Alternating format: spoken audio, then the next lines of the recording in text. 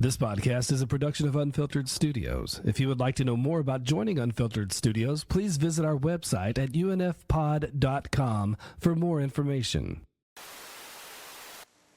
Hi, I'm Fred Rogers. It's the 25th anniversary of Mr. Rogers' Neighborhood on PBS. I want to thank all of you who grew up with us for being the kinds of people whose hearts are open to the kinds of work that we do.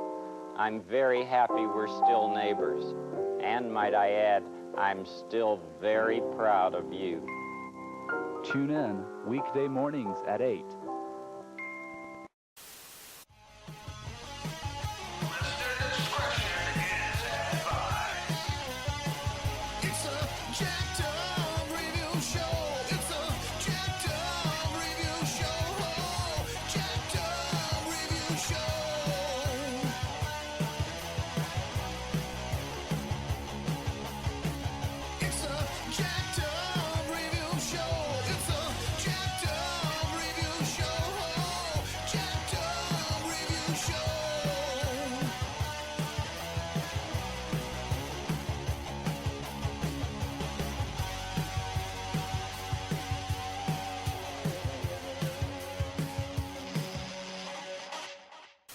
I love this man.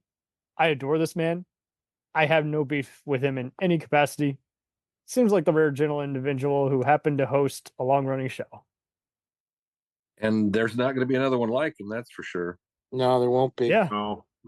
We've talked about some religious cartoons and other comedy duos before, and it always kind of ends the same way, where no one knows how to recapture that lightning in a bottle. So I was thinking today, he wasn't really effeminate. He was a gentle guy. Yeah.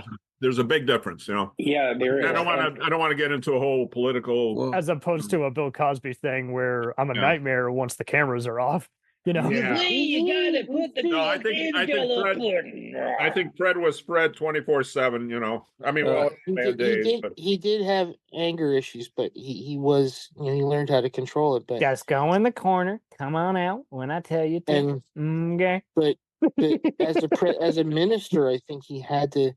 The thing was that, and I've always said this about him, was that he always, whenever he talked to us as kids, he never talked down to us. No. He talked to his eye level. If you ever see it, he when he talks about a lot of things, he talks to his eye level. That's the thing. There's a big difference between him and Pat Robertson, where you will burn in hell because you're not like me. You know. Well, he didn't become a minister, so right. He felt this was his calling. Yeah. So he, you know, when he talked to you not as a child, but like as an adult. But he made it. He didn't candy coat it. He didn't make it sound. You know, he was always very sort of like, you know, and here's what we do when we do this, and then we put that, and then that looks good, doesn't it, boys and girls? Yeah. I'm making donuts. I mean, when he did one about making donuts, and I was like, wow, you know, like right?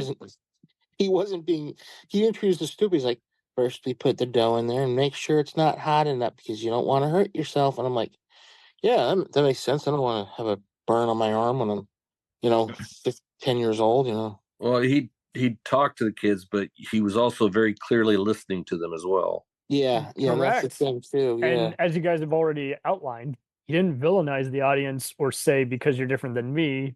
He's basically, he could easily have been a therapist. He's just trying to get the best outcome.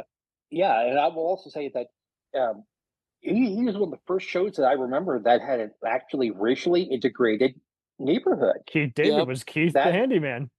Yep. And same with Sesame Street. Why does no one ask him about his time on that show? They always want to ask him just John Carpenter or Gargoyles questions. Like, no. Wait, David Keith was. I forgot. But there was another guy on there too. Yeah. There was another guy on there. It wasn't just David Keith. It was somebody else. No, Keith David. Keith David. Wasn't Michael Keaton? I thought Michael Keaton was worked on that show. Yeah. Mm-hmm. Yeah, it was out of Pittsburgh. So he did. There's a picture. And it was like under a different name, I think. Michael Douglas. That's his real name, Michael Douglas. Yeah, I know. Not to be confused with the talk show host or the actor. Yeah. This is Oh, wait. So he was Keith David, the actor, or David Keith, Keith David, yes, from who has Platoon, done other things like Gargoyles, and yeah. not 6 Feet Under. That was, or was that him? Nope, that was not him.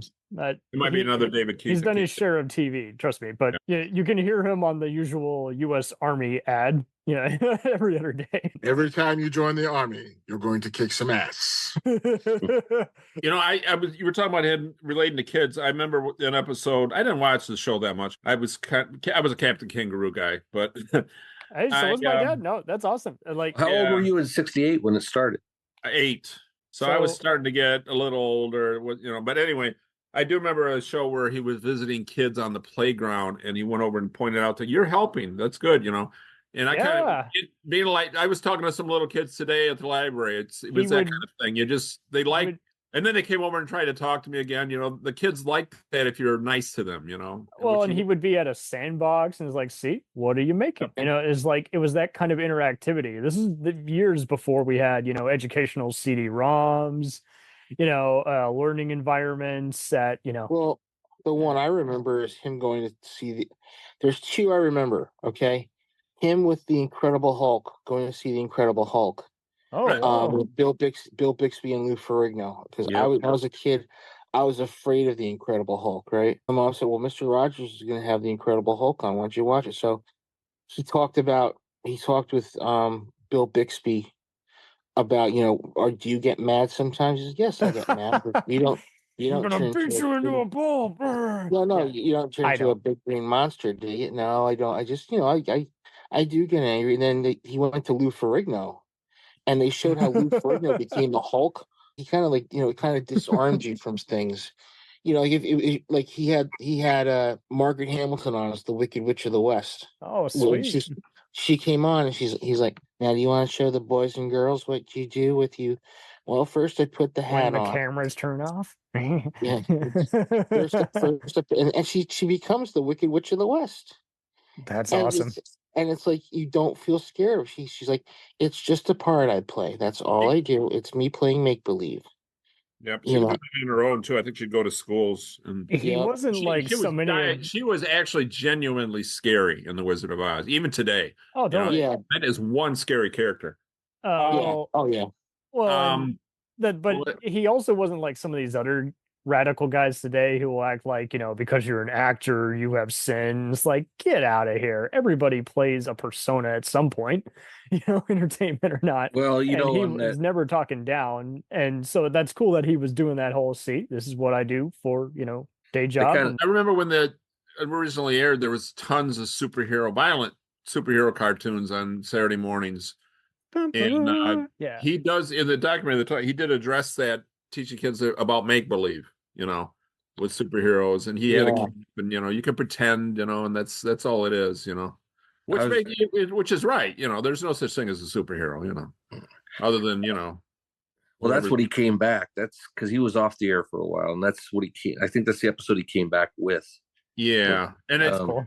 It intrigues me that the show started in February '68, and '68 was the most turbulent year in American history. Can you find it on any PBS app or anything anywhere still? I think you can still get the episodes. Yeah, because I've got Passport and I've got the Amazon PBS app, so it's a lot of access. And plus YouTube runs that stuff. I would still see it on occasion in 05, but yeah, I grew up definitely, I think as far back as 07, I would see that back to back with Shiny Time Station. So I would sometimes get those two confused because, he has a train as well in his intro. But like you guys are saying, it's like he'd be out in a garden. He'd always kind of just talk about everyday life and what you make of it. And I think that is what was different than, whoever happens to be the host of whatever show and have a persona, Well, that was the thing with PBS. They were the 2 pillars that they had: Sesame Street and Mr. Rogers' Neighborhood. Really, and those two were like the 2 biggies to watch. And the funny thing is, my dad's company was a sponsor for Mr. Rogers' Neighborhood. Oh, Sears and Roebuck, yeah. Did you ever hear about them complaining about the show at work, or? No. Too different from how I What's like that? the damn people who aren't like me. He's too I- nice. Yeah. I don't think my dad really heard a lot because by that Right. time he was getting ready to retire. Right. But from what he remembers, he says, yeah, we were always, we'd always see Sears and Sears and Roebuck Corporation on Mr. And my dad had a train layout in the basement when I was a kid. So I used to think, and I think my dad caught me thinking that the train layout he had down in the basement was on Mr. Rogers' Neighborhood when they would show the neighborhood shot in the beginning. And I was like, nah, that's not his. But it was they had this little model neighborhood that he lived in, you know. But I can remember watching that, the one where we talked about death, somebody dying or something like that. That, for a kid, that That's years episode, before Sesame Street would tackle that. Hey, one of the people yeah, on the show is not coming back. Mr. Hooper. Yeah, Mr. Hooper, yeah. Mr. Hooper. But the thing was that, when he talked about it, he says, when people die, their bodies aren't here, but their memories are with you. And that's the great thing to tell a child, Mm-hmm. You don't, He also go ahead. He never really, did a lot to like make a kid feel depressed or something. He Never. would just say, But he also didn't downplay it. That was what was so rare about it. You never felt like you're being preached to, but you also never felt like he was trying to hide it. But he was always trying to find the gentleness in every single way. yeah. It's like my goal is to educate you without aggravating you, pushing it upon you, but still giving you some food for thought. And so I think that is why it is always a pretty well liked show, as opposed to only a face show or only a cartoon type, show. I think too, the thing was that like he would speak about some subjects like divorce, when Oh, he talks really? about, he did do one about divorce, and I think I can only he just, imagine back in that day. I can imagine, yeah, and it's just like, sometimes you live with your mommy and sometimes you live with your daddy, and that's not a bad thing. That's a good thing. Your parents still love you, And it was just like wow, now I know how Billy feels down the street from me. When I see his I mom's wish there. more people had been able to see that episode circulate, because I'm telling you, I knew so many people. I'm talking in the late 90s and 2000s who be at their mom's for like half the week, and then when they were over at their dad's place, they would run away. Time they had them, and I'm not saying it's everyone is this way, but I do feel like when you don't have like two different people catering to you in some room at some point, you do feel like there's a bit of an absence in some capacity growing up that most of us have been fortunate enough to have. The thing was that he, like, when he would talk about a new baby, like a brother or sister being born, that's somebody you need to look after, and then maybe down the road you'll have another baby brother or sister, then you two can look after them. He never said anything bad. He would always be very positive about everything. Yeah. And that's what we need. We need positivity in this world. Too many kids today just, I hate my sister. She hogged my Game Boy. You're like, okay, well, think about where you were before you had screens. Before you were hugging each other's ice cream, books, and the TV. It's like, well, you actually like each other. Siblings have been bickering forever too. It's not true. It doesn't always just go away right away. But it's sibling rivalry is nothing new. The good ones grow out of it. I think sometimes he would talk about that, too. But there were some subjects, I don't think he ever did anything like really controversial on that show. No, never anything like, if you don't do this, you'll just be the fact he had to address brother issues. It was going on back then, And he would never use fearmonger. I think so many parents today will use fearmonger like something bad will happen if you do this. He never did any animosity. No. I do remember him like covering, like he bringing this up on a children's program, when the Challenger exploded. Yeah. And then I read about, and then I read about, like, I think it was around the time Bobby Kennedy was assassinated. Right. He brought up assassination. Yeah. Oh man, does that episode even re-air?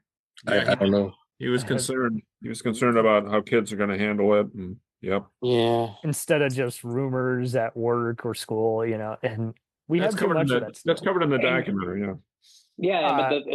And something that just came to mind here is that what JJ mentioned earlier is that he didn't talk down to kids. He talked to them at their level. Yeah. And without being funny. Yeah, Right. exactly. And I think that comes from being an adult, but having a child's mind, or at least a portion of it being how would a child be able to understand this? That was what helps make those lessons stand out, or those episodes stand out, because he didn't shy away from those topics, but he addressed them in a way that only a minute percentage could have ever found offensive. You know, he in the documentary talks about like his puppets and stuff, and the Daniel the Tiger puppet is basically him as a child. Yeah. And Daniel Tiger was a cartoon later on, right? Yep. I don't know. Was it? Yep. I still see like one that pops up every now and again on PBS affiliates. I definitely saw the Won't You Be My Neighbor, I think, when it first premiered on PBS, I believe, and now it's on Netflix. And it might have been as part of Independent Lens, I believe. But I think I may have seen it in the theater. I know we saw the Tom Hanks movie in the theater. Man, I'm confused with it. I was so glad Gil and I were able to make time to watch that this week, because it had been on the bucket list and then it kind of came and went. And I'm telling you, Tom Hanks gave a hell of an attempt at it. And the funny thing about the movie is it wasn't really about Mr. Rogers completely. It was more about that reporter guy. Yeah. And so that took a while adjusting to, but that was basically what also stood out about it. So just going in, guys, it's not just see a famous actor recreate another famous person. Is like it's about another person who had an actual connection with this man. That's what gave it its authentic voice. So but then but like the character, the reporter, I can't remember his name. I did see him in the documentary. Tom Hanks's natural voice does stick out at times, but he really did give it his best shot, like at trying to get that slow, soft talking persona. And I really do think I don't know how many accolades or nominations he got for it, but I think he really did tread lightly upon it and give it his best shot. It's funny you said that about Tom Hanks's voice popped in, because I do remember a moment in Forrest Gump. Oh, it's hard, man. Where he's talking to Jenny on the stairs, and all of a sudden it's Tom Hanks for even the best actors like Denzel Washington. It's going to sneak in, sure. You always know it's Jack Nicholson. He also won the Ultimate Showdown of Ultimate Destiny, and we can never forget that. Oh yeah. Was that SCTV that did that?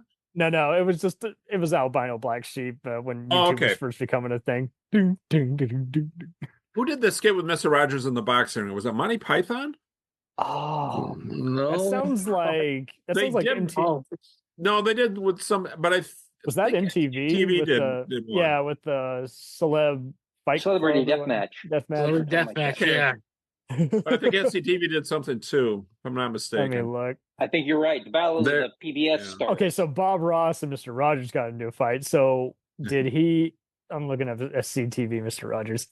Okay, the Battle of the PBS. Oh, there's stars. one where he's in a him and Julia with Childs. Julia Childs, yes. That's okay. And who did that? Who did it again? Yeah, you were right. It was SCTV. It was SCTV. Okay.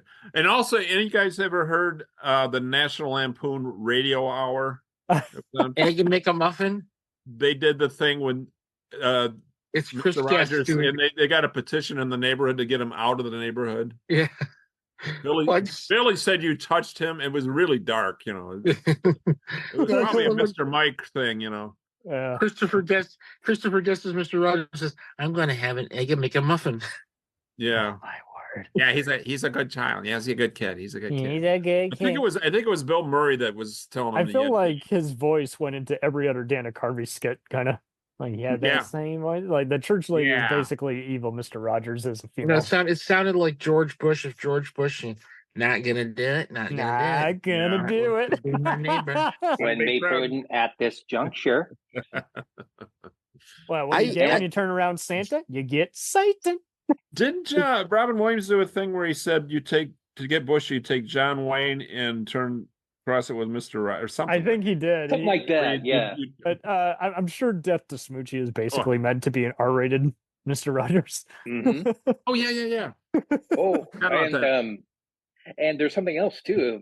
Mr. Rogers is part of the View Askew universe. Oh, yes.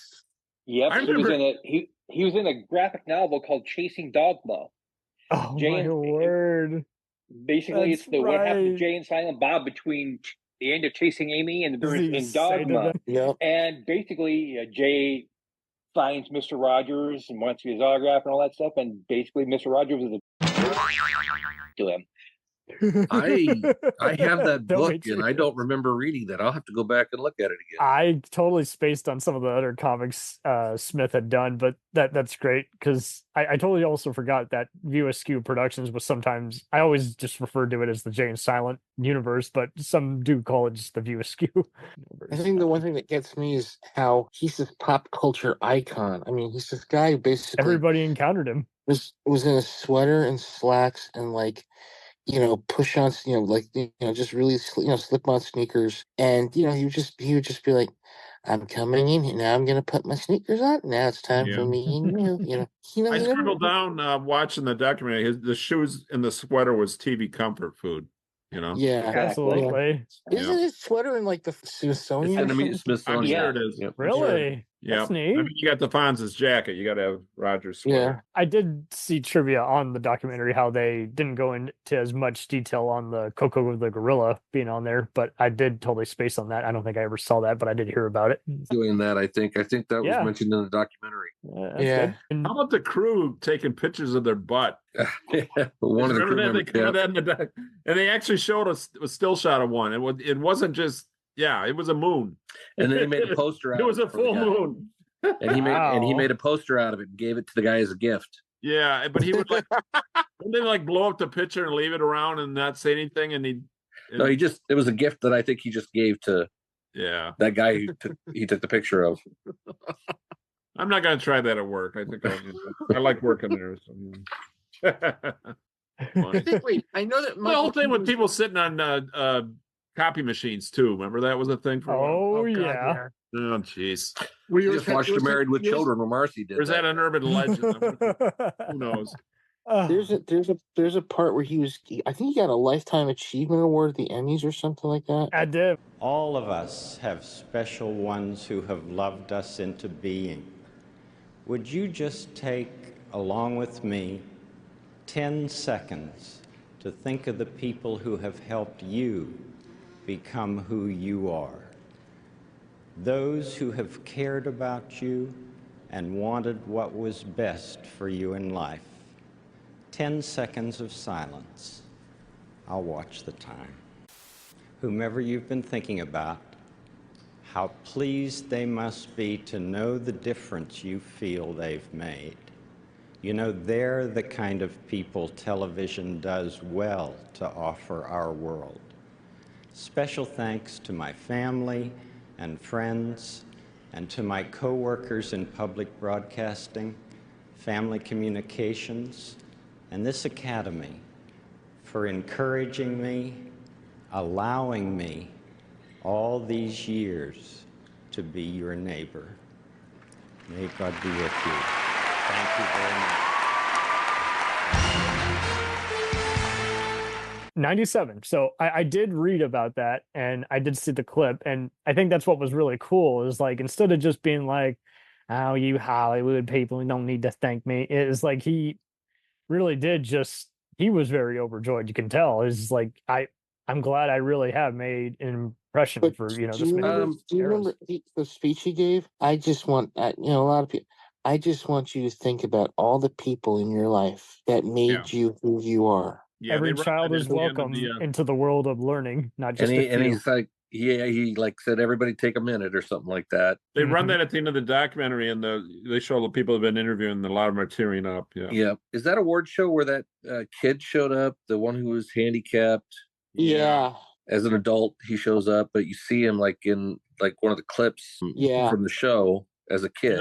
It didn't feel like he was exploiting them like Jerry's kids, No. I think he was a lot more genuine. Yeah, he was listening to the boy. And you can't put him in like any of these other celebs we've been so fortunate to sit down and agree to talk about. Like, you can't put him into any easy category. Like Maxwell King, who was his biographer, was just like against wearing animal furs. And even though he was a registered conservative, according to Joanne, he was very independent in the way he voted and chose not to talk about it because he also wanted to be impartial. And that is just very interesting because, I'm not saying we got to go back to you can't talk about it, but it's still interesting in that, or a different age, different era, different party is like, it's more just he went with his gut on everything. You just kind of get the gist of. He went by logic. He went by give everybody a fair shot.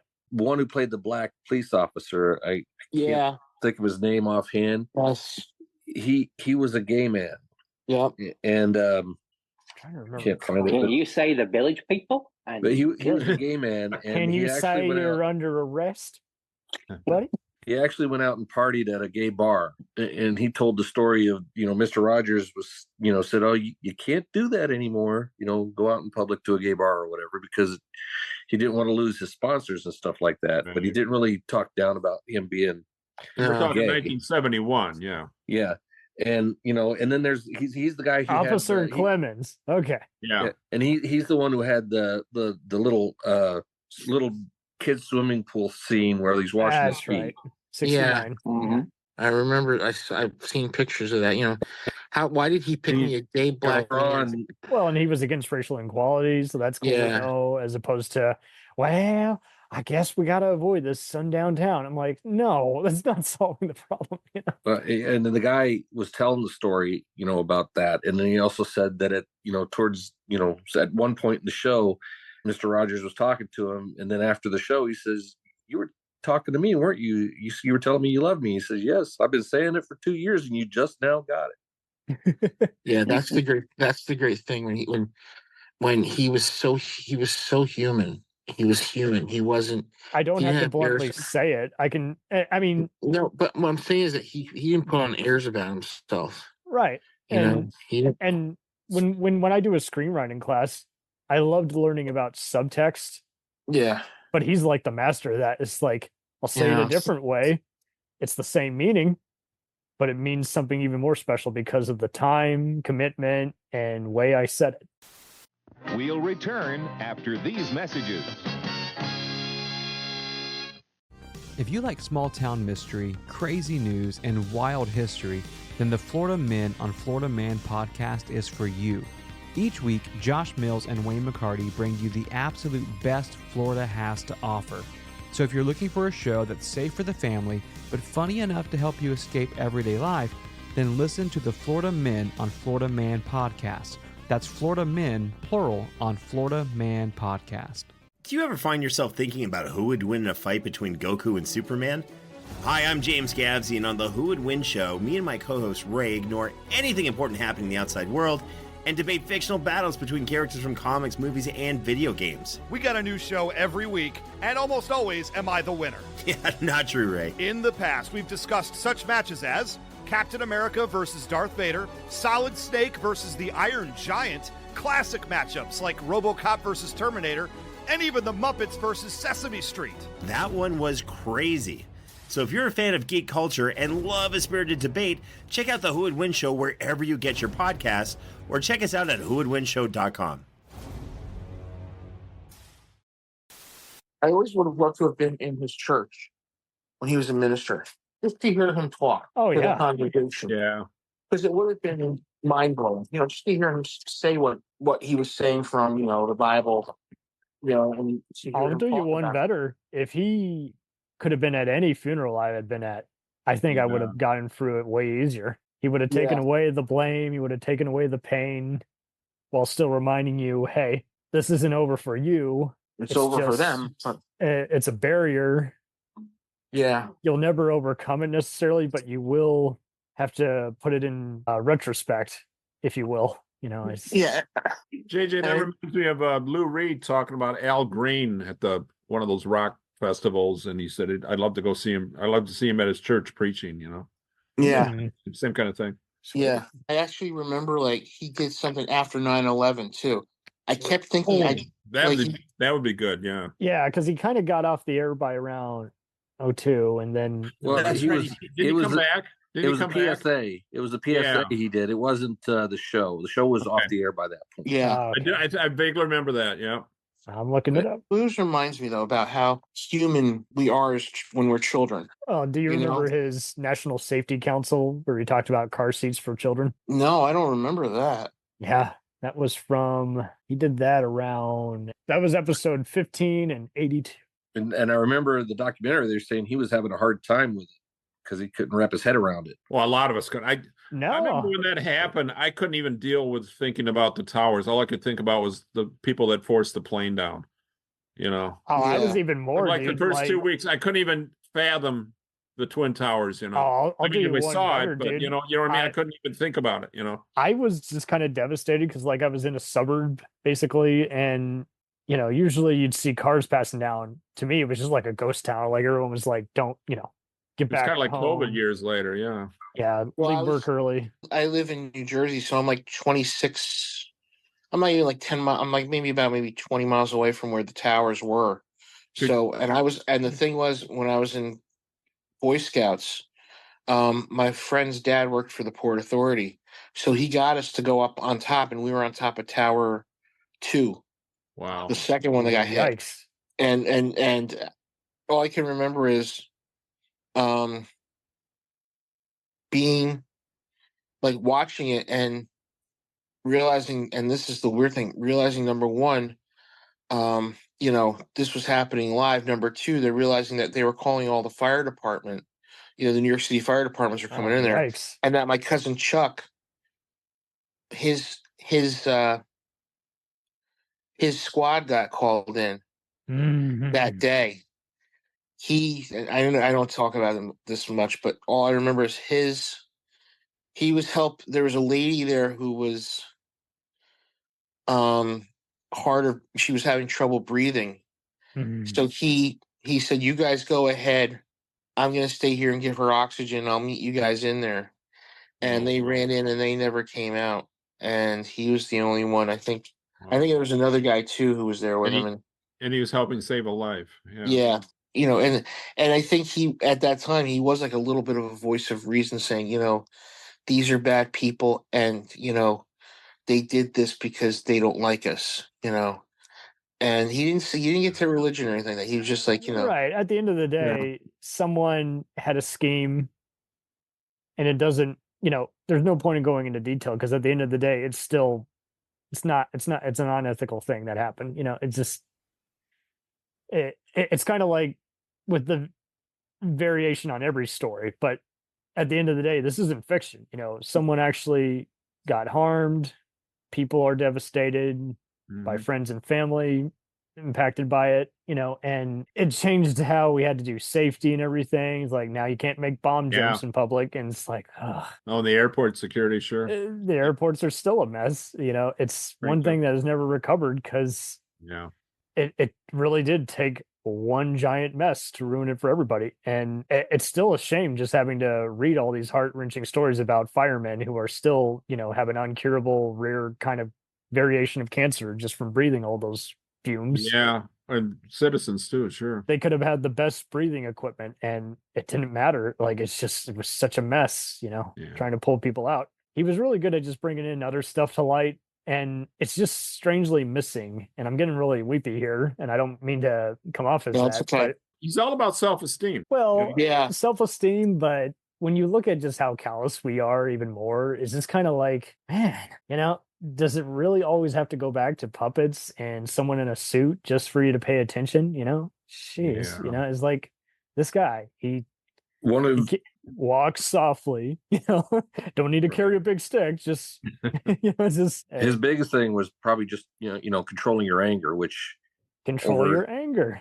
Yeah. And over the last, I've had to learn that the hard way myself. Oh, dude. I did therapy a year ago and it was great. 6 sessions over BetterHelp. And I'm realizing, man, I'm letting just the smallest stuff just build into an even bigger nitpick when it really doesn't impact me or anyone at all. And I need to just, you know, take 5 more deep breaths, you know. And it's just so much easier to just same kind of therapy in the late 80s for absolutely issues, anger issues at work, and you know, you got me through that, you know. But like you're saying, Gil, it is easier to just, you know, just yell.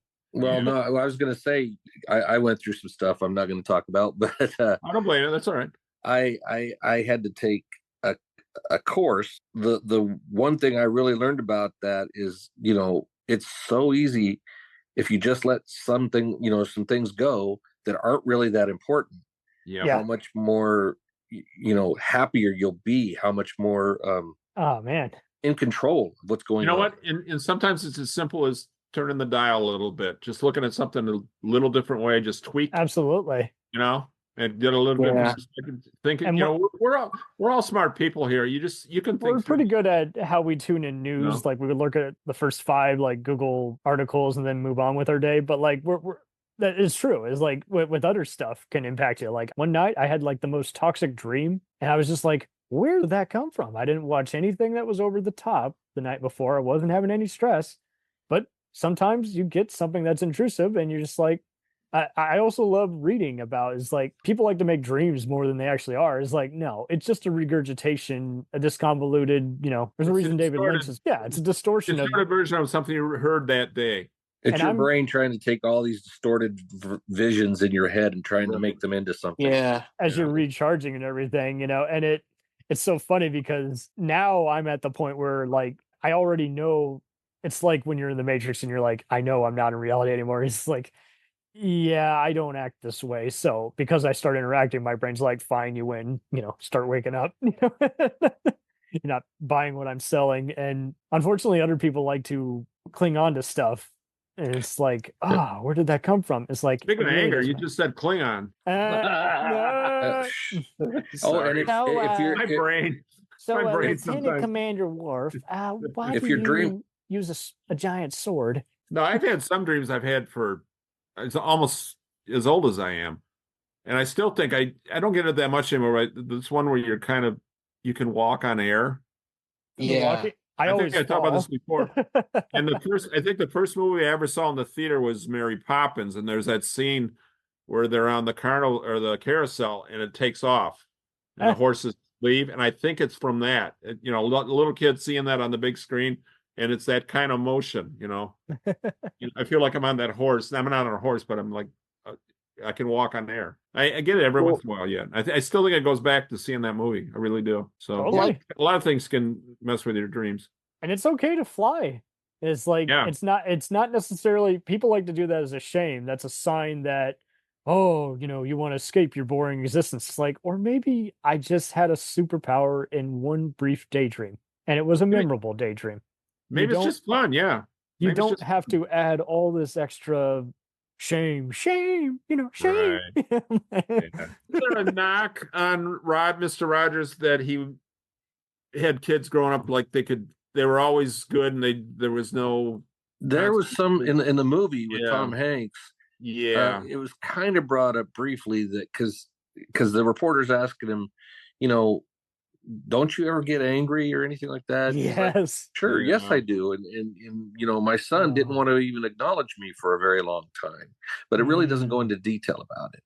Yeah. He did. Yeah. He did have some problems with his kids, I think, but that was when when your dad is one of the, the biggest, one of the biggest, names in public television, and you're kind of like sitting there going, we're all good at one thing versus another. Like, we were good at taking his advice, but he might have. It's okay if he was maybe 2/5 of a good father, or uncle or whatever. But it's hard being a parent as it is, and I get that. But it's not like he was a hypocrite or he had a double standard. Yeah. Do as I say, not as I do. Is this he? Fred must have addressed things with kids when you do something wrong. There's penalties, and that he must have talked about that. I'm sure. Well, being he's just always trying to make you feel good about yourself. We all have regrets. It's not your fault. It's not your fault. Goodwill Hunting, Yes. I think that's the one thing. Whenever we would get yelled at by our parents, we always thought it's my fault. It's my fault. It's my fault. I had that when I was younger because my parents, I would do one thing wrong, and my mom, God bless her though, my mom had this thing where she would just flip out on me, and that's stuck with me to this day, that it's my fault this happened. Well, it's not my fault. My mom had a lot of things wrong with her. I think my mom, I'm sorry if I'm going a little too deep here, my mom had a lot of mental issues. She wasn't crazy, she just had a lot of things psychological stuff. She never really wanted to be what she wanted to be in life, and here she was, with a kid and a husband, and you know, a mother and my pressure. aunt. Yeah, a lot of pressure. And when my grandmother got sick, she was taking care of my grandma a lot. So, a lot of times, I had to go back to Mr. Rogers and say, it's not my fault. It's just sometimes, you do something wrong and your parents, they have a lot of things on their minds, and what you do, Yeah. you don't mean to do it, but it You happens. got in the way. Yeah. My folks were Yeah. gentle, but there is one little quirk that they still unfortunately do, where sometimes I deliver shocking news and they'll kind of just repeat what I said, but blurt it out as if I've just given them a death sentence. And I'm like, okay, well, don't kill the messenger. Good grief. Just letting you know the shocking reveal that someone wants for this party tomorrow. Dun, dun, dun, Yeah. Yeah, Like, I wasn't close with my father, and my mom, she dealt with depression issues. She still deals with depression I'm issues. sorry. So, That's never but fun.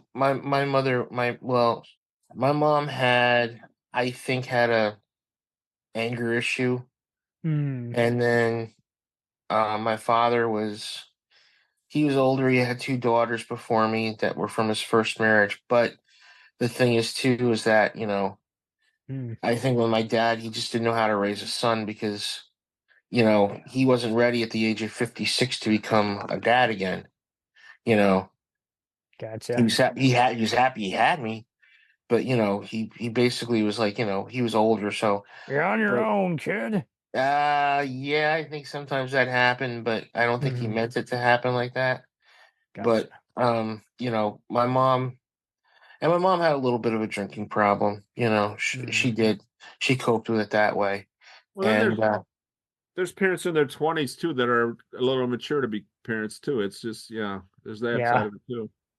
I mean, I'd see my parents, and granted, there were times they almost got divorced over something very stupid, which was basically some issues that were going on from my dad's first marriage after his wife died. And my thing was, my parents almost got divorced sometimes, and my mom would get drunk and say things to my father. My father would be like, all right, you want to split up, we'll split up.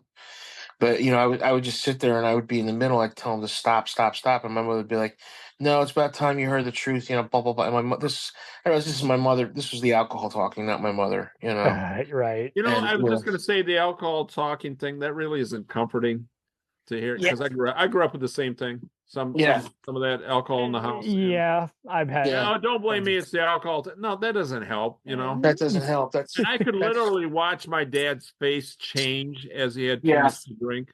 He had this Springsteen. Don't take back something Broadway. You'll regret. This weird mask would show up. That's one thing I had to deal with several years back before I met Becky. I was with a woman and she had a problem with alcohol. It didn't go well. I just up and quit. I was done with it. Well, but that's the other thing too, is like, we don't want to shame anybody, but there are some who just, they don't know how to either conceal it, or it's like, okay, I don't have a drink until 8, and then I go to bed. And unfortunately, there's some is like, have another round. I'll buy out the joint. And it's like, no, you're gonna crash your car. You're gonna say something. You're gonna piss everybody off. We're watching a football game. I know you're gonna say something that you would otherwise be discreet about. I remember having a discussion with my brothers about, I just have a Bud Light, and they said, yeah, it's still alcohol. Because we all went through it. We all knew the effects it can have, and I still want to meet the person that can handle it. I went to I didn't start drinking. I'm not trying to get on a no, I know what you mean. No, I didn't start drinking until I was early 30s. Really, I mean, I had a beer here and there before that, but not until my early 30s. And then I was kind of the same way. Yeah. And usually I only drink when I go out to eat. I don't have beer in the house. And so I usually have beer like once a week, like one, maybe 2 beers. Yeah. Once a week. Except for when I was in Germany, I was having like 3 beers a day. I kind of started having when I was 26, but I was going through a bad relationship and she drank. I do them socially, like margaritas in person, but they all vary by brand, how they taste and all that. And I'm just like, hey, nothing against this, nothing against that. If you smoke, if you do other kinds of drinks and drugs and whatever, it's like, but still, have a limit. don't get angry and just be doing that all day. I remember my father always talking about moderation, but he was never moderate. Oh yeah. Do as I say, not as I do. Yeah. Oh, but yeah, then why do you have a six pack and it's gone? My dad was a heavy drinker. He died just before his birthday in April, so he died in March. Oh jeez. Oh, this year? And he in his liver. Oh. So but this year? Jeez. Yeah, this year. Yeah. Oh yeah, I forgot. Yeah, I forgot. Yeah, I mentioned it before. Lived to be about 83. He died, I think, before COVID hit. Well, he died short of his 80th birthday, just a month short. Nice. And my birthday's in April too, so. Well, now that we have the effective confessional here. What does Fred have to say about all this? Well, just having now to drink with those who know when to quit. Yeah. I was thinking about this the other day. I mean, I'm happy he talked to us about a lot of things when we were younger because we understood things a lot better. I felt like I actually learned something. Most kids didn't know how to handle it back then. I don't think most kids were told it's all right to cry. Be a man. Still a thing in today's culture. Be a man. I know I saw episodes. I know I saw episodes. When did his shows usually air? It was probably about, let's see, Sesame Street. Oh, what time of day? Well, I mean, I would have probably been in school, in kindergarten in 72. So if it was after Sesame Street, and then they do another one in the afternoon. Oh, they repeat it. Yeah, they repeat it, or they do that. Makes sense. Yeah. 2 episodes. Tom, do you remember any of that at all, Tom? Yeah, I seem to remember more, at least locally, more in the afternoon, I think it was. Yeah. That would make sense. I mean, PBS, that's kind of still the norm. Like, I mean, especially with their documentaries and everything, is like, play it at around 7 in, then repeat at like 1 or 2, and then third encore at around, like midnight or 1 or 2 a.m. Just that. Yeah. I was just gonna say all those episodes for me ran together, so it's hard for me to remember when I watched them. And do you kind of remember them being on before the Electric Company, or what was the other one? What was the other one? Zoom. Oh man! We're on Zoom right now. What? We're on Zoom right now. I know. Dude. I thought you were gonna say the new Zoo review. Oh, the Zoom review, the jacked up Zoom show. It's the new Zoom review. Coming back at you. Yeah, I love when they did a Mystery Science Theater. What was it? Teenage Wretches. It's the new Zoo review. Yeah, that was the Teenagers from Outer Space episode. Yeah. Man. With the lead actress's dad. Yeah. Yeah. But you know, got me. That show is so multi-level. It's so it has references to everything. You never get tired of those things. Anyway, I kind of remember like it's kind of weird because like I'm born in 75, so 80, 79, 80, 81. It's kind of like a big run-in because it's like I do remember Sesame Street in the morning, and then I remember they had the 3-2-1 Contact, the Electric Company. What was the other one? Mr. Rogers' Neighborhood. There's another one that came on after that. I don't, I just remember and I'm sure it varied by, area and all that, but honestly, what I remember is just Mr. Rogers' Neighborhood, Sesame Street, and the Electric Company. That's all I really remember. Well, JJ, you were born in 75. You probably grew up with cable all the time, correct? No, I didn't. We didn't get. We only had HBO. Okay. When it was now changed. But you shouldn't be watching any of that naughty stuff. But you had to have cable to get HBO, though, right? We had cable, but my father was like debating whether to get it or not. So it was like when we got HBO, you got to realize HBO was only on half it. HBO was only on half a day in those days. Yeah, I remember. I had it when I was like in my 20s then. So then it was it was no different than pay-per-view kind of. back in. What I'm saying is, 81? you grew up in the era where all of a sudden reruns, the old shows which nobody had seen in decades, were starting to pop up again. It's Yeah, for and I programming. remember So you caught up on a because Rocky and Bullwinkle and Sesame, sure. well, Sesame with me Street. it was with me in the area it was channel. We had channel 2, 3, 4, 2, 3, 2, 4, and 7, right? The big three, which was CBS, NBC, ABC, right? Depending Then by we area. had Yeah. then we had 3, which was I think UA Cable, which had like the Adventures of Hercules and Uncle Floyd. Remember Uncle Floyd? I And then for a we moment I thought you were you going to probably say. got denser programming too. Imagine if it was the Adventures of Pink Floyd. Oh, different Dark then Side we, of the Moon. All right. then we had Channel 5, which was WNYW, which was Metro Media, which was showing like a lot of the old Hogan's Heroes and stuff like that. Woo! 9 was WWOR, which was I don't know what they were showing. They were showing like Benny Hill and Dave Allen at Large. That's what I remember them mostly for. And they Nice. mostly were showing movies, like they had the 4:30 movie from what I remember. Channel 11 was WPIX, and that was reruns too. And then what was it? 13 was WNET. No, and then 21 was WLIW. And then 14 was HBO, but it only ran half a day. And then 81, my dad decided to get Cinemax, but you know how he got it? Him and my neighbor next door. Sounds like a Raymond. Everybody loves Raymond episode. Yeah. Oh God, they were splicing the cable. My mother just said, "Frank, just spend the $6 on the freaking Cinemax." It wasn't even $6. It was like $2 a month. And my father was like, "No. We're gonna splice this cable. We're gonna I'm not paying for the fee." And my mother was 2 like, days in jail.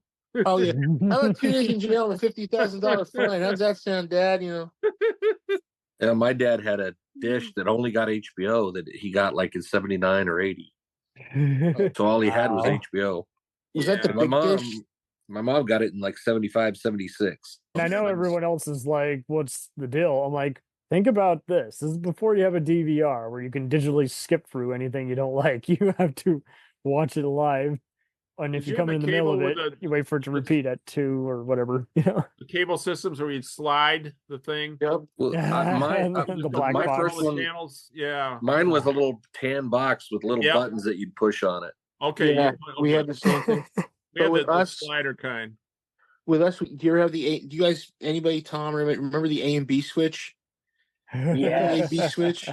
Does anybody remember that? There we go. If you were taping something, you would put it on channel B, and then you'd flick it over to channel A, and channel A you could watch whatever you wanted to watch, except that channel you were taping off of.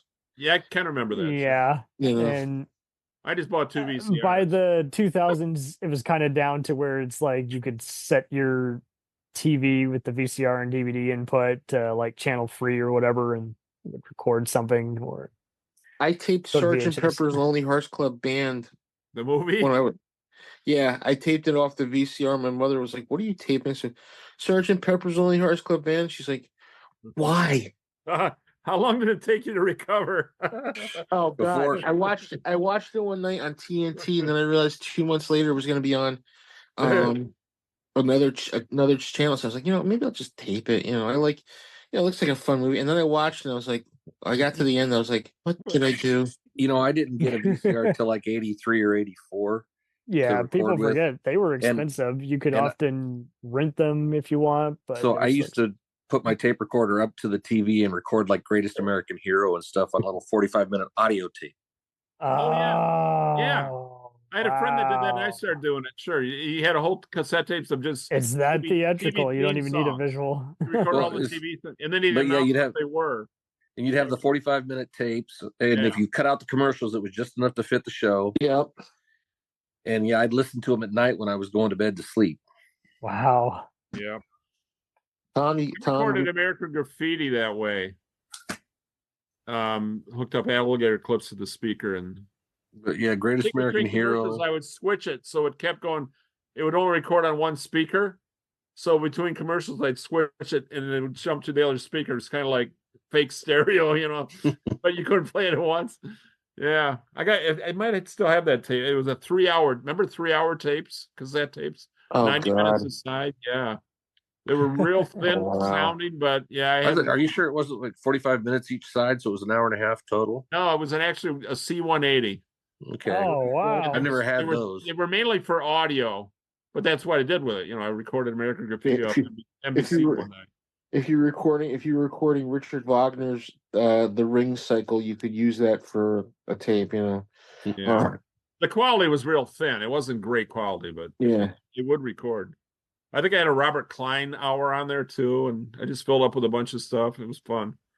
You guys now since we're getting to be those ages now, you know what gets me now is like if you go back and watch Mr. Rogers, it's a calming influence on a little kid. Here we were a generation raised on cartoons and stuff like that.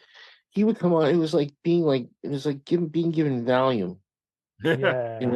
Yeah. Oh yeah, it wasn't a raised voice. It was a nice, quiet, even tone. I knew many people who were taking it, and it was just like, okay, but it's basically just making them be pretty numb throughout the day and stuff. But you hear that little music. Da, da, da, da, da, da, da, da, yeah, it's basically elevator music. Yeah. But it was just like, okay, cool. If you were sick at home, and you were a little kid and you watched that show. That's probably how I watched a lot of the shows. Was when I was sick at home. Yeah. Being sick was the best. Did Billy Joel still I like you just the way you are from Fred Rogers? Because they use that a lot on the show. I'm sure. Yeah, I'm sure. Now, Billy, you dress up unusual, but I would jam with you. Plagiarism. Plagiarism. It's a thing. And watching that documentary, a thought came up to why picture? What does that mean exactly? Why? Just picture me, picture. What is picture? Wouldn't it dissolve into that? Wouldn't like the image dissolve into that picture, and then you're looking at picture me itself dissolving into your picture. So it dissolved into whatever kind of video they had available for the show. Yeah. I could have done picture, and it would have been a picture of a roofie. But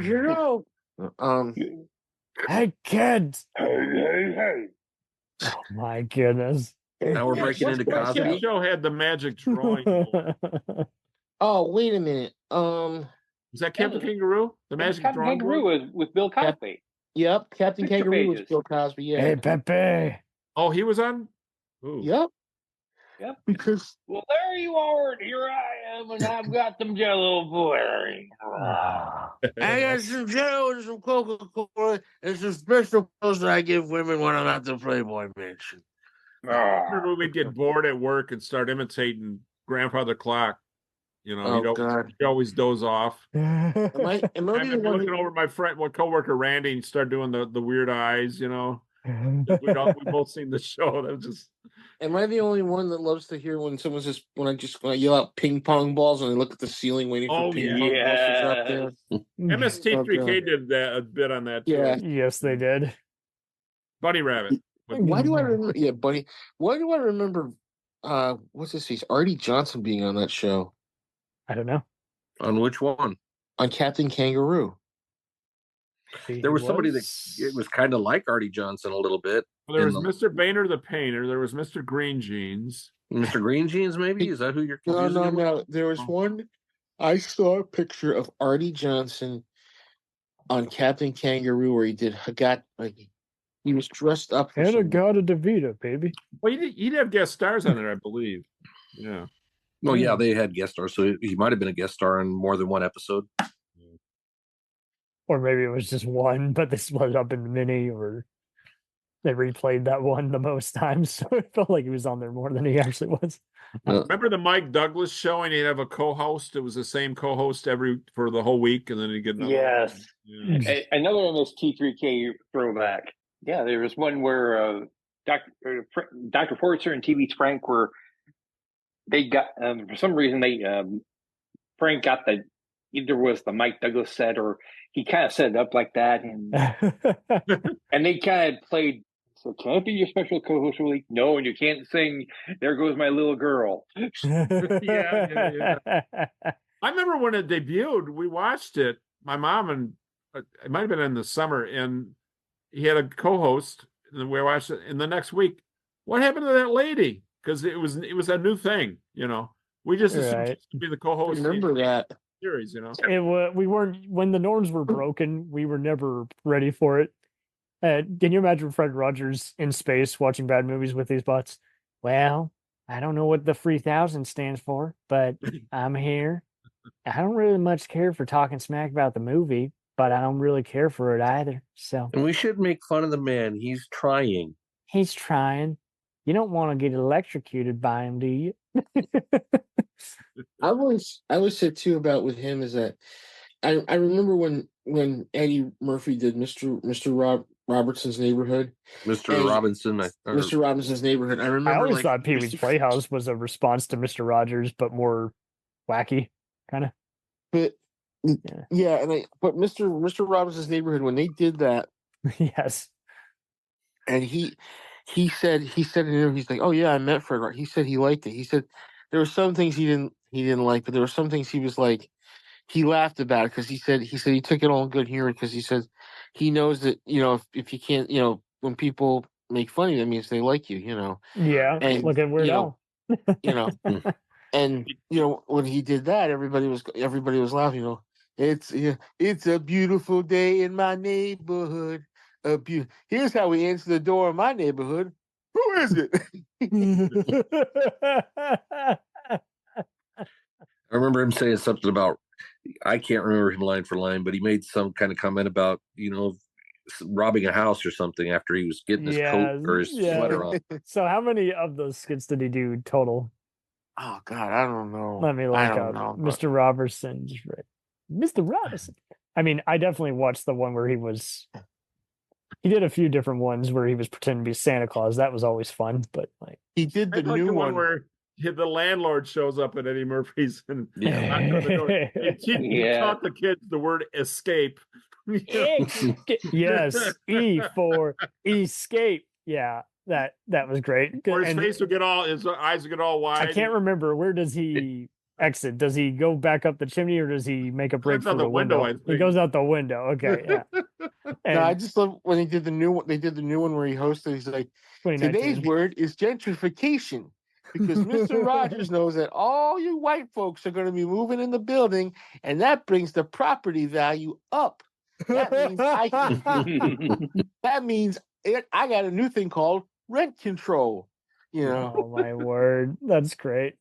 Mr. Robinson, I think you've got a TV. What? Because I'm black, so I got this 19-inch TV. You think it's your TV? It ain't your TV. Get out of my apartment. That's great. Okay, so I'm looking at the YouTube playlist now, and there's about 7 of these that they've uploaded, including the 2019 one. So that's amazing. I know what I'm watching tonight. I think I'm gonna watch some Mr.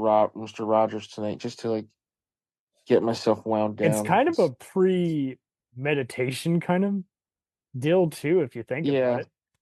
I now use a device that gives me some brain waves and other stuff, and unfortunately, we never allow ourselves enough time to even do any kind of silent meditation or just read non-intrusively before, just chill our mind out. And I have to do that for at least an hour every night. Yeah, and it stinks that it becomes a thing the older you get, and it's like, I was so used to crashing and just on the sofa by 4, and that was okay. But that's the other thing I found out. It's harder for us to go in our bed because based on what you associate with it, or just because, oh, shucks, time to go to bed. While a couch is just relaxing.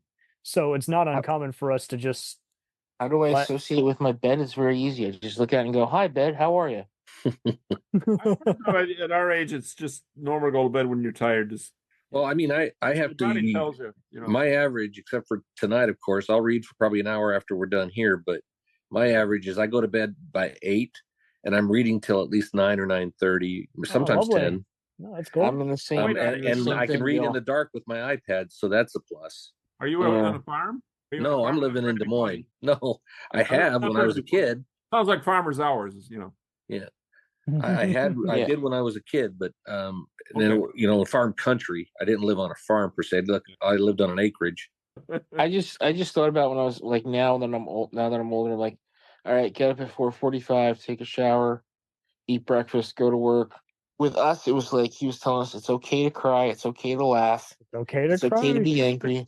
It's okay for a lot of things. You can show yourself. You can show who you are as a person. You're not just a little kid. He never claimed to be an expert, but he definitely had some unsung talents down in terms of it wasn't even just the way he spoke. I think just the way he would organize each message. Yeah. And Yeah. it's like, okay, it's a 5-step process. You feel better? Okay. It's just like, and unfortunately, a lot of us, we grow out of so many things and we like to say, it doesn't bother me. And then just the most minor thing will build up over time. It's like, oh Yeah. my Lord, that time we were at that party and you took this out of context. I didn't mean it that way, but now it became this. And now Well, I'm watching the documentary in the Tom Hanks movie, and I'm sitting there thinking like the stuff he's teaching in that. And it's like, I was exposed to this when I was a kid, and yet I didn't really learn anything until I was in my 40s, like 40 or 41. It'd be interesting to even do a survey of who went out of their way to watch it versus it was on and you saw it and you liked it versus someone else forced you to watch it. That would be interesting to do a survey on that, and unfortunately, the older we get, people do like to pretend, that's not my age group. It's like, well, here's the thing. He is for every age group. He wasn't just he talked to the child in each of you. That's the thing, Well, one thing is even if they're airing his stuff these days, there is so much content out there. Yeah. Are the kids even going to come It was across? like what, 18 seasons? It had to. No, there's more than that. There's like 30, 40 seasons. Yeah, but it started in 68. Sure. Well, how many episodes did he do a week? Because I think he did more than one. I think he did a daily thing, didn't he? Episodes of Mr. Rogers. There's got to be guessing 3 his shows are- Oh my word! So he is officially the longest running TV show. 31 No, there's seasons. one that's past Sesame Street surpassed Beat him. the press. But Okay, so Sesame Street surpassed him, but 895 episodes. Uh-huh. How many years? 31 seasons since 68. It's listed as a musical on Google. I guess that works. All right, so that's sweet. Well, do the math. Do the math. So 68 to 01, he goes off August. So yeah, Well, The Simpsons just passed that a couple of seasons. it's over 900. Yeah. Meet the Press, I think, has been on since 1948. Oh my word! On TV, actually. This isn't my shirt. Yeah. What about Saturday Night Live? SNL 75. 75, yeah. When it started. So, yeah, that beats The Simpsons. Even Won't you be my neighbor? SNL. Tonight Show with whoever hosted it, sure. 58. That was 30 years. That was 30 years for Carson. Yeah. And Carson had him on. I think I do recall seeing that interview a while back. I think they might have posted a. Do you? He did a mean parody.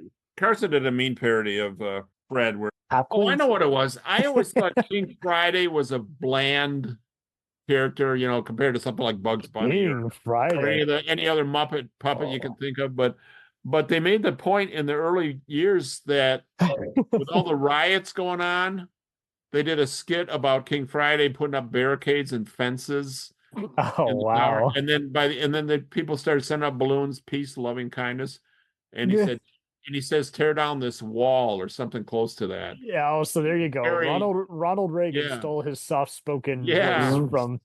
Well, let me tell you something, King Friday. Tear down this wall, ladies. So that's a good document that you take something that you thought little of, and there was something there. Yeah.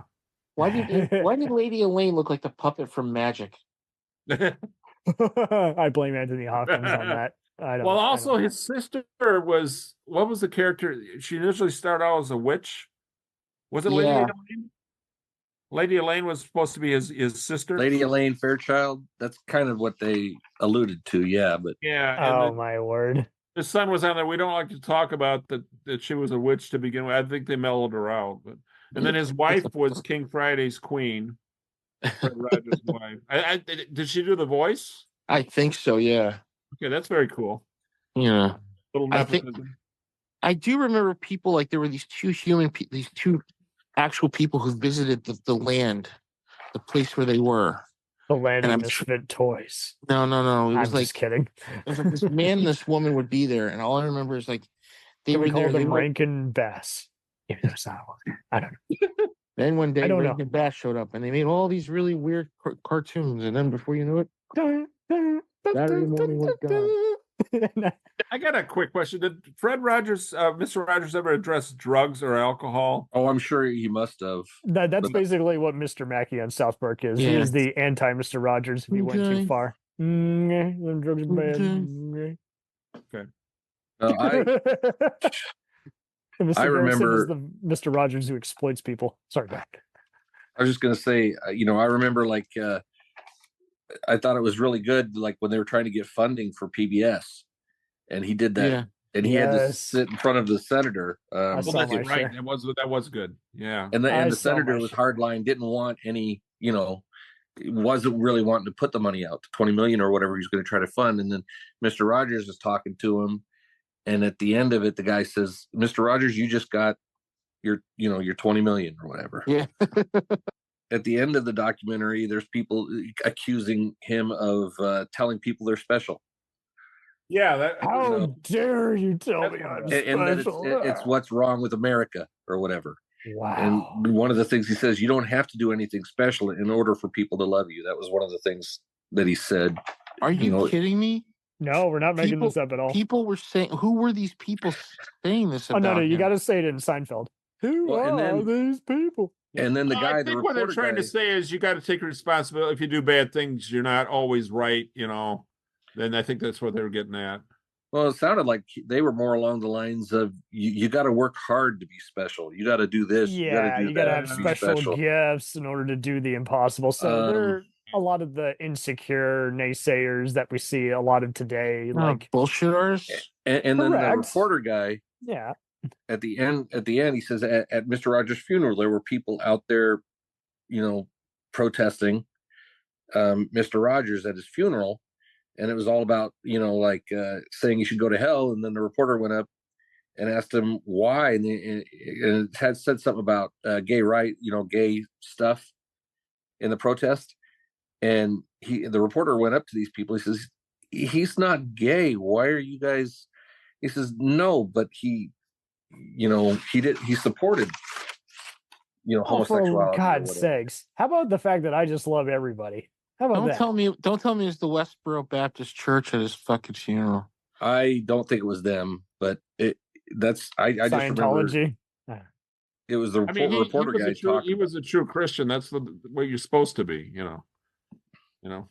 Compared to today's world, especially. Right.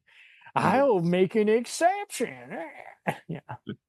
Did any of you guys see Red State, Kevin Smith movie? I did. That's definitely a parody of that kind of supremacy. They can hold. Insane. The whole thing at the end with the horn going off. It's gotten that way. Mm-hmm. I don't want to get too political, but yeah. Well, that's the beauty of Mr. Rogers. So, like Gil is outlining in this documentary, is like so many people will, he'd encounter people taking his stuff out of context, and it's like, oh my word, the day is young. I'm just trying. A good educator, let alone leader, is there to push you in the right direction. People often think because you're a leader, you have to do all the leading.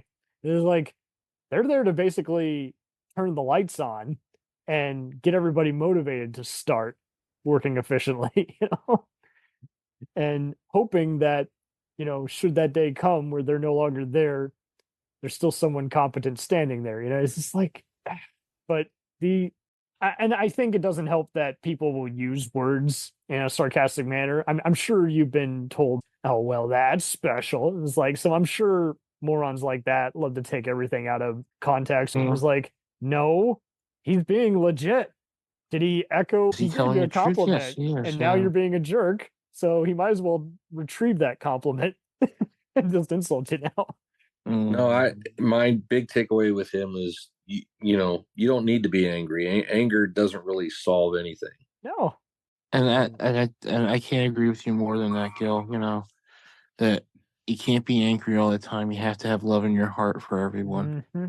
And don't bottle it up. And if it's a bad day, talk about it, free it, do one step at a time. It's not all going to get figured out all at once either. That's the other thing. People expect a wizard. oh, you're a doctor, you say, you're a psychiatrist, you say. It's like, well, if this is something bigger, we got to take baby steps. We got to take a minute with this, and it might take more than one day. It might take 2 years. It might take a decade, but or several. If you get over it, it's better than just having it cut your life short in any capacity because of all, stress can kill you. That's the other thing. Everyone goes, oh, a heart attack will kill you. Cancer will kill you. It's like stress can also kill you. Fear can kill you totally. Mm-hmm. I know I dealt, 15, 20 years ago, I was dealing with quite a bit of stress, and I would go to sleep with my teeth grinding all the time. And, when I learned to let go of that, all that tension, all that anger, everything just got so much better and so much easier for me. Oh, that's just it too. Just, you need a good night's sleep. And that's what transcendental meditation. That's another thing about alcohol. It does not let you get a smooth sleep. No, it does not. No. No. Sleep, but it's not a deep REM sleep. Yeah. No, and that's the other thing too.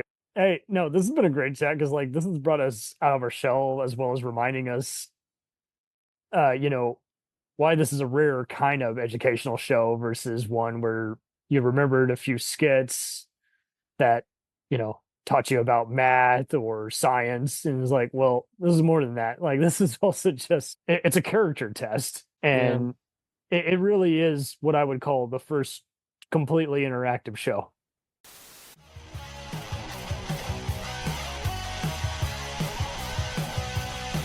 Follow us on the web on Facebook, Twitter, and Instagram. The podcast is available on Podbean, Spotify, iHeartRadio, Anchor, Apple, and anywhere else podcasts are available. Feel free to review our show and leave comments on any of those sites. Thanks a million for listening. It's a